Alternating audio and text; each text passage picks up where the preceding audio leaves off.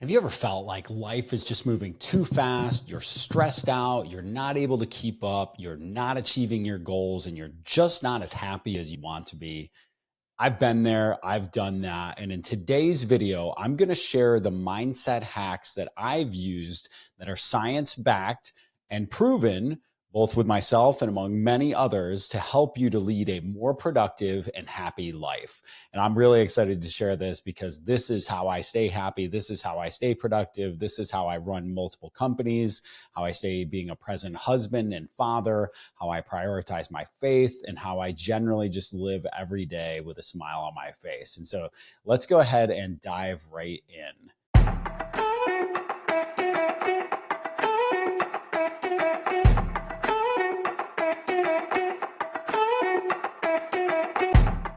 So I love this term. I actually just heard this as I was preparing this presentation for my team.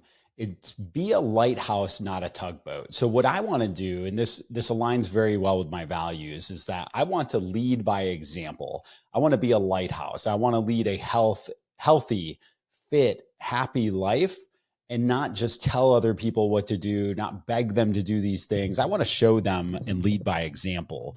And I think that's a great idea for all of us, is not to just sit and talk about the things that we want to do, but to do them. And so in this conversation, what I'm going to do is I'm going to outline some of the problems that all of us face as human beings, and then some of the solutions that I have for overcoming this in my own life. I want to say I'm by no means perfect, and I by no means do I execute on this every single time I'm having a challenge. But when I do, it works. And so I want to keep it top of mind for me and for you. So what are some problems we face in life? You have probably experienced some of this, some overwhelm, some lack of focus, competing priorities. I know it's a constant for me. I have a ton of things going on in my life. And so one thing I learned about 20 years ago that has stuck with me ever since, and is something that I think about every single day, is the acronym WIN. It came from Lou Holtz, was a former football coach at the University of Notre Dame and the University of South Carolina. Go Cox. What's important now? So he would tell his players to ask themselves this question 35 times per day. So if you do the math on that, you're awake anywhere from 16 to 18 hours a day. And so if you ask yourself this question twice an hour on average, it's going to help you to refocus and recalibrate on what is important right now. It could be as simple as you're driving and you need to put your hands on the wheel at 10 and 2. You're in a meeting and you're looking at your phone and you need to be concentrating on the topic at hand. It could be that you're involved in something where your mind is just wandering. It is the single most important thing that you can do, is remind yourself multiple times per day what's important now. And what does this do for us? Well, it helps us to increase our focus. It reduces stress. It's going to improve your performance more than anything. If you're doing this at work throughout the day, you will find yourself constantly slipping, constantly deprioritizing, constantly checking boxes on things that are just not important when you should be focused on what's important. That will ultimately drive your long-term success. Next set of problems that I experience, because I'm a human being, much like you, is the lack of control, excuses, blame. Now, this was big for me when I was growing up. I grew up relatively poor. I always felt like I was a victim of my circumstances. I always struggled with, hey, look, people like me was kind of the narrative that went through my head a lot. People like me don't achieve these things. People like me don't get these opportunities. People like me will never experience these types of things. And I always just blamed my circumstances. I blamed my family. I blamed where I was born, who I was born around. And ultimately, one day I came across this acronym. And I promise they're not all acronyms, all right? But this one is critical. If you're going to take anything away from this, this one is probably the most important. E+R equals O. Event plus response equals outcome. So if I have an event happen to me in my life, so when I was young, my mother was killed. My response was to drown my sorrows in drugs and alcohol, and to make a ton of bad decisions, and to do things that were not good and kind to others, and to ultimately just not be the type of human that I should have been to respond to that. I was not mentally strong enough. And the outcomes were broken relationships, a broken body, a broken mind, a broken spirit, just a sense of entitlement, blame, unhappiness, all the things you'd expect, right? Because of my responses. ultimately, I started to understand that how I react, how I respond to events that happen in my life dictate the outcomes. I just went through this conversation with my son the other day. Event, hey, you need to clean your room. Your response can be one of two things. You can mope around, do it slowly, fuss about it, play when you're supposed to be cleaning. And then your outcome is going to be lost time. You're going to get fussed at again. And then you're going to still have to clean your room and you're going to be upset the whole time. You could have a response of clean it quickly, be diligent, do it well, and do it right the first time. And your outcome will be moving on with your day and going ahead and doing whatever you want because you got your big task done for the day. And so, our response to events dictate our outcomes. Sometimes it's easier to see it in our children than in ourselves or just in others, right? I love my small group leader at church. Always, when he'll ask a question, he'll say, what are some things you guys do in your life that do X? And then he'll say, well, maybe not you, maybe other people, which gets us all to kind of drop our guard and talk about some things that we do. And we think about it in the framing of other people. So just understand that you control the outcome by your response, and life is 10% what happens and 90% how you react. I see far too many people blaming circumstances, not being accountable for their own responses, and ultimately ending up with the results and the outcomes that come from that. And I've been there. So again, not trying to point fingers there, but problems. What are some problems we face? Stress, anxiety, lack of clarity. Again, the human condition. These things occur all the time. For me, lack of clarity was always a big one and always can be a problem in the moment. So when we look at breathing as a solution in the short term, in the moment, we can use breathing both to prepare for a circumstance and to handle a circumstance in the moment. And so for me, there's a couple different breathing techniques I like to use. First of all, the easiest one is just breathing in through your nose and out through your mouth when you start to feel stressed. Just that big breath in, big breath out through your mouth. That will recalibrate you. That will calm you down. It is science-backed, proven to do so. Now, if you want to do a deep sigh, that just involves doing an extra little breath at the top of that inhale. So you breathe all the way in through your nose and then just a quick one more as you're in, and then big exhale. And that's called a deep sigh. And that's something that, again, is going to calm your mind, is going to give you some clarity. Now, one that is far more impactful and something that if you're really in a moment, we watched a video a couple of weeks ago of Novak Djokovic, I think his name is, tennis player. And the interviewer was asking him, like, how do you stay so calm in those big moments? You're always so calm and cool and collected, and you're at your best when things are the hardest. And he said, look, I am terrified up there. My heart is pounding out of my chest. He's like, I have just learned and conditioned myself to control my breathing. Everything starts and ends with the breathing, and that calms the mind and that helps me. It's like, it doesn't completely make things go away, but it helps me to get in the moment, get clear, and ultimately to win. And so Navy SEALs, among many others, use a technique called box breathing. Box breathing is breathing in for 4 seconds, hold for 4 seconds, breathe out for 4 seconds, hold for 4 seconds. Now, this not only will calm you down, we teach this to pitchers who are on the mound in baseball. In big moments, you're going to step back. Anytime, if you ever watch a baseball game and you watch like a playoff game, we're sitting here in September, soon to be playoffs, you'll notice that they step off the mound and breathe a lot. A guy in the batter's box will step out of the batter's box, find a point on his bat that he'll stare at, and he'll take a deep breath. That's just to recalibrate. That is just to get their mind right and get refocused on what they're doing. Now, another bonus is that box breathing, Navy SEALs use this to fall asleep. So if you've ever had a circumstance where you're having trouble getting to sleep, this is a fantastic way to do so. Once you get to about the third or fourth cycle, you're likely going to be conked out. I used it recently at a camp where I was sleeping on a mattress about 2 inches thick and didn't have all my normal accompaniments of home that helped me to get to sleep. And I used the box breathing technique and I was passed out very quickly. So breathing, and then of course we can get into meditation to prepare for things, right? So breathing and visualization are a great combination. We're going to talk more about visualization here in a moment. And that's another way that we not only regulate stress in the moment, but we improve performance by connecting our mind, our body, and our breath as we're preparing for any type of performance-related activity, whether it be work or physical. All right, other problems that I face as a human being. I deal with negativity, doubt, lack of motivation. These are things that creep up for all of us.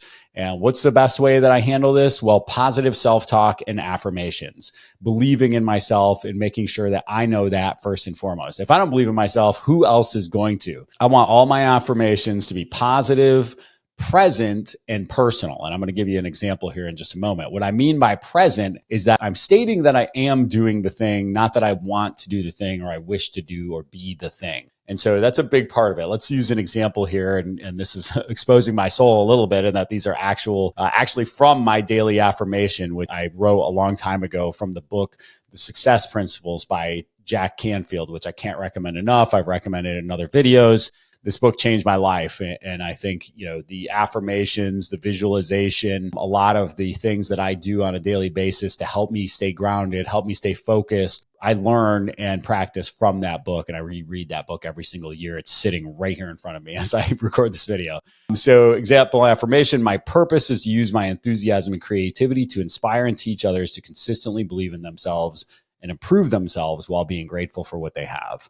I am, see how I am a big thinker and believer. I am a positive person and leader who has a positive impact on those around me and my community. This is part of about 3 or 4 more paragraphs I have in addition to this that I read every single morning on my way in. I have it in a Google Doc. I pull it up on my phone. I put it in front of the dash where I keep my eyes on the road. I've obviously got most of it memorized at this point, but I just need to glance at it and get those prompts.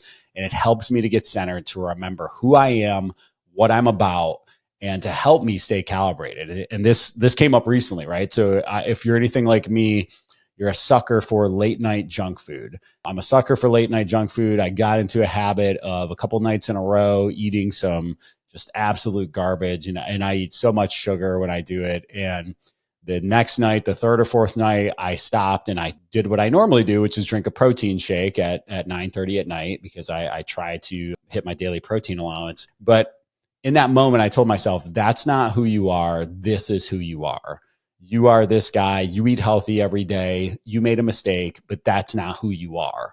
Forgave myself, moved on, and kept going with understanding who I am and what I am about. And when you're in the moment, it's also, I like to say, I coach a lot of sports and talk to the team a lot about evidence breeds confidence. Remember the times that you've done something that created victory, success for you in the past, and come back to that when needed. All right, what are some other problems we face? Well, self-doubt, fear, imposter syndrome. These are big challenges, especially when you're doing new things. And if you really want to expand and grow as a human, you're going to need to do new things. You're going to need to get uncomfortable. You're going to need to try new stuff. For me, I've learned about the alter ego or the persona. And so some of our, more obvious ones are Clark Kent and Superman. He's not Superman until he goes in and he puts on his uniform, if you will, and then he goes out and he does his thing. I learned a few years back that Sasha Fierce is Beyonce's stage name.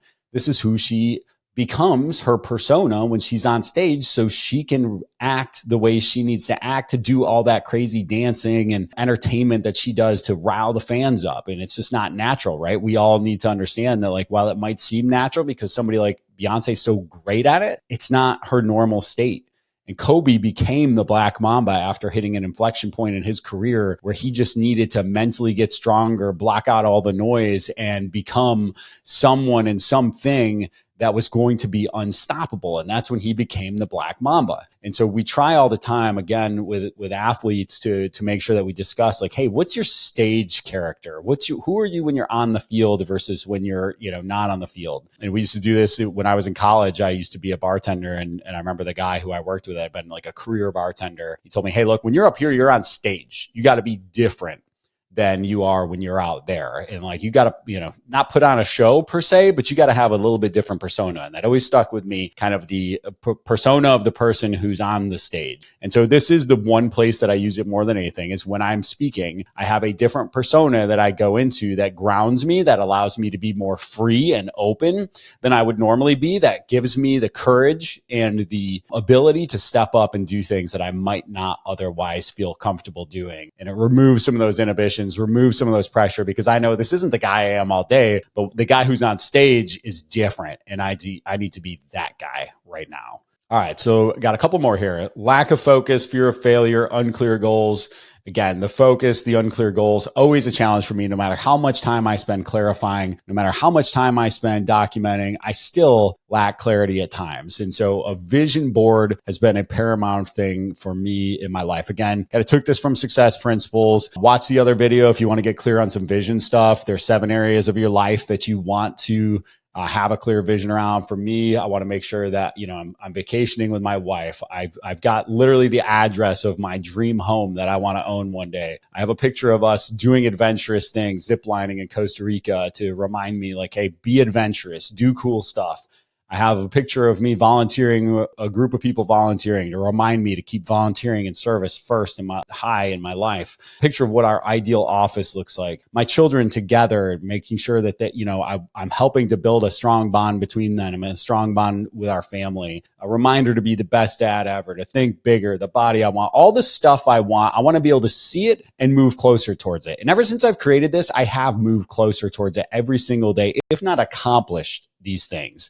And without a clear vision, it's impossible to achieve your goals. So that one is absolutely critical for me as visualization. And it's something you can use in the moment too. I remember reading once that Tiger Woods, before he stepped up to every tee, would visualize every single shot he ever hit.